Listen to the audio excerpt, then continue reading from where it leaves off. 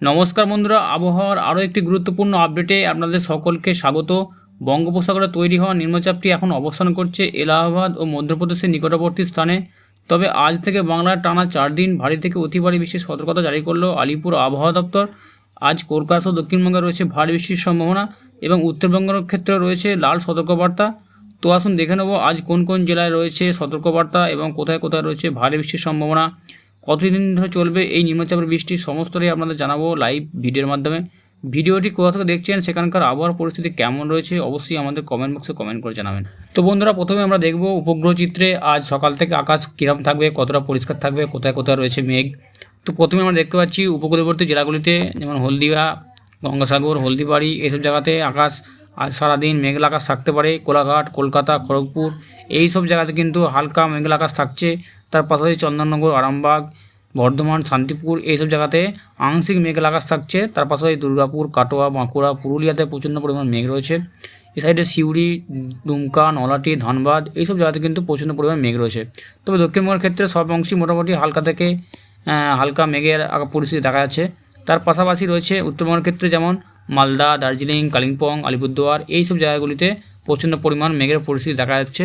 তবে এইদিকে যদি দেখা যায়, বাংলাদেশের ক্ষেত্রে আজকে প্রচণ্ড পরিমাণ মেঘ থাকবে। বরিশাল, ফিরোজপুর, মতিরাট, ফিতারগঞ্জ এইসব জায়গাতে কিন্তু প্রচণ্ড পরিমাণ মেঘ থাকছে। তার পাশাপাশি খুলনা, ঢাকা, যশোর এইসব জায়গাতে কিন্তু হালকা আংশিক মেঘলা আকাশ থাকছে।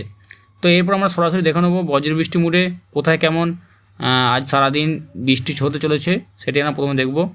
শনিবার সকাল 7টা-8টা নাগাদ প্রচণ্ড পরিমাণ বৃষ্টি দেখা যাচ্ছে। উপকূলবর্তী জেলাগুলি দক্ষিণবঙ্গে, যেমন গঙ্গাসাগর, হলদিবাড়ি, হলদিয়া, সুন্দরবন এইসব জায়গাতে কিন্তু প্রচণ্ড পরিমাণ বৃষ্টি দেখা যাচ্ছে। তার পাশাপাশি জয়নগর, গোসাবা, বারুইপুর, তমলুক, উলবেড়িয়া এইসব জায়গাতে কিন্তু বজ্রবিদ্যুৎ সহ হালকা থেকে মাঝারি বৃষ্টির সম্ভাবনা রয়েছে। তার পাশাপাশি কোলাঘাট, কলকাতা, খাদরা, চন্দননগর, হাওড়া এইসব জায়গাতে কিন্তু হালকা থেকে মাঝারি বৃষ্টির সম্ভাবনা থাকছে।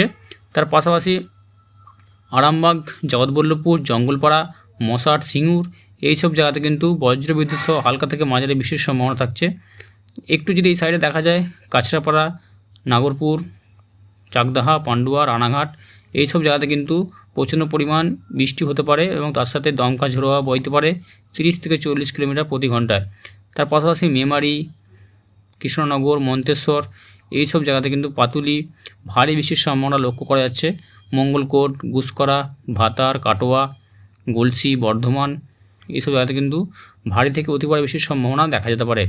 এর পাশাপাশি কতুলপুর, জয়পুর, দশঘরা, আরামবাগ, জগৎবল্লভপুর, জঙ্গলপাড়া, খানাকুল, ঘাটাল এইসব জায়গাতে কিন্তু বজ্রবিদ্যুৎ সহ হালকা থেকে মাঝারি বিক্ষিপ্ত বৃষ্টির সম্ভাবনা থাকছে।